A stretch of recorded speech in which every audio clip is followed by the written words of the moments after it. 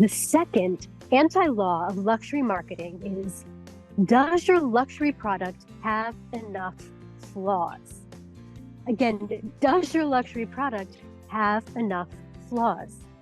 Admittedly, Kapferer and Bastien put this question in a very provocative way, because of course, luxury is associated with excellence, standards of high quality.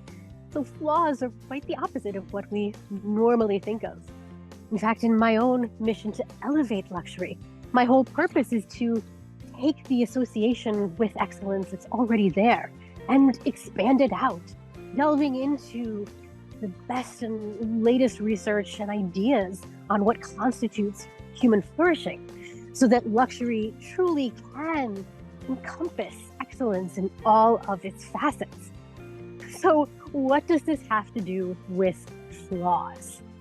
Well, as Kapferer and Bastien point out, that flaws are human. Our standard is excellence, not perfection. And certainly not the perfection that comes in our post-industrial, post-digital age from the mass production of manufacturing or automation.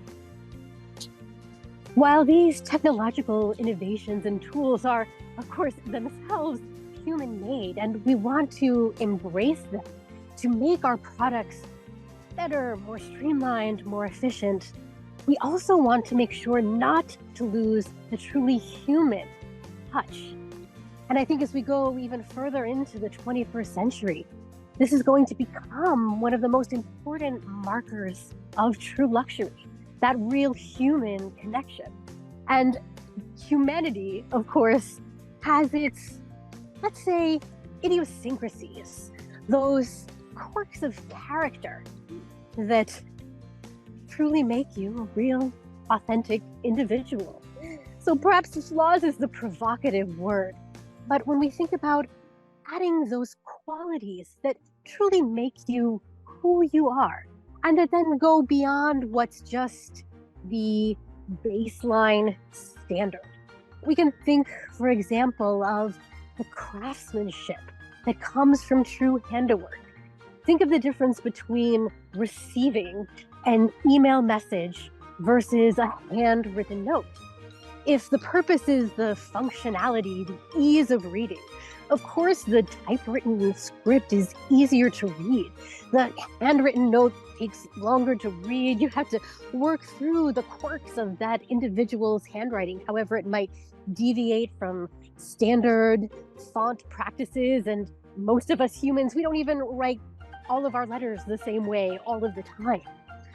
But perhaps it's precisely that parsing through that gives it that human element. The fact that some human beings sat down to take the time to write the letter makes it, of course, a much more high quality and truly luxurious experience than just the quick automated message. In fact, craftsmanship is often regarded as one of the key hallmarks of luxury. That character that you can only get from a truly crafted work, where the presence of the hand is felt. And beyond that, there is the visionary work of a creator who, as Kapferer and Bastien point out, perhaps even has a touch of madness. Because let's face it, what's standard and normal, what's statistically average, is boring. There's something exciting and enthralling about the madness of a creative genius. Think of Steve Jobs and his famous insistence on creating things that were insanely great. That was his phrase, insanely great. And there is that insanity, the obsession that goes into a Steve Jobs level of madness that we want to imbue into our luxury products. So in that way, a luxury product should have its flaws. That said, even Kapferer and Bastien make some important caveats. First of all, they point out that there is a distinction between a luxury product, which ought to have these idiosyncrasies of character and mad genius. But there's a difference between a luxury product and a luxury service.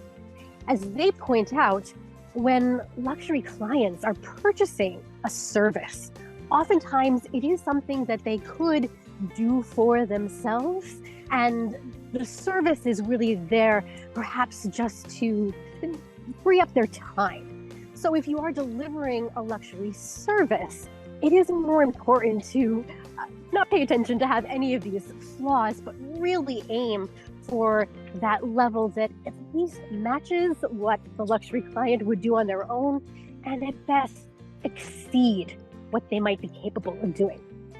The other important caveat to this is what Kapferer and Bastien recognize that in the world of luxury, there isn't a divide truly between luxury products and services in the way that the luxury experience almost always incorporates both elements.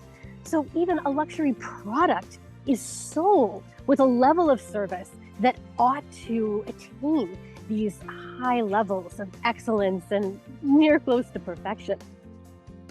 And conversely, a luxury service ought to include a product element, whether it's in the physicality of the environment in which the service is delivered, or oftentimes there is a tangible gift, a luxury product that goes along with the service being provided. It's that combination of product and service that creates the experience that truly is luxury. And it's certainly something that I've thought about in crafting my own offers. For example, my signature offer is called Flourish to the Nth Power. It's the ultimate personalized retreat. And this is mostly a service. I rely on my skills and background and tools as a luxury travel advisor. In that sense, I'm doing the work to deliver the trip that you could have organized on your own, but even better.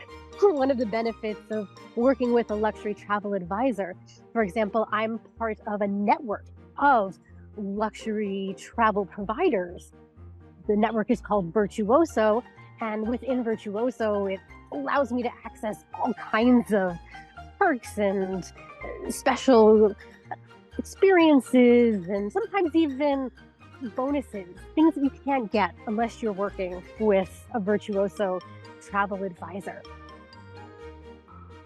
But in that aspect of my work, I really do aim for that high level of service that tries to be as perfect as humanly possible. But in my Flourish to the Nth Power offer, there also is the element that you are working one-on-one with me. And though it is a coaching experience, back to our first anti-law of luxury marketing, to not compare, there is a real way in which I've made sure that my coaching is not comparable to any other kind of coaching experience you could have. First, it's the way that I've combined different coaching modalities, different trainings that I've been in to create something truly proprietary and like nothing else. Something that I created not by looking to see what was on the market, but by pulling together the best elements that I found from different coaching frameworks and techniques and practices. And then, of course, to meld it with my own unique personality and passions and interests.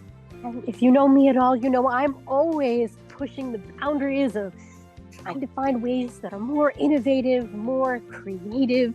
So there is that attempt toward what Steve Jobs might hopefully consider insanely great. And you would get my flavor of it, which you couldn't get from working with anyone else. So again, this is the second anti-law of luxury marketing, which reminds you to be excellent, but human, to embrace your idiosyncrasies, those aspects of character that give your product a truly human touch. So does your luxury product have enough of those flaws. We'll see you next time for the third anti-law.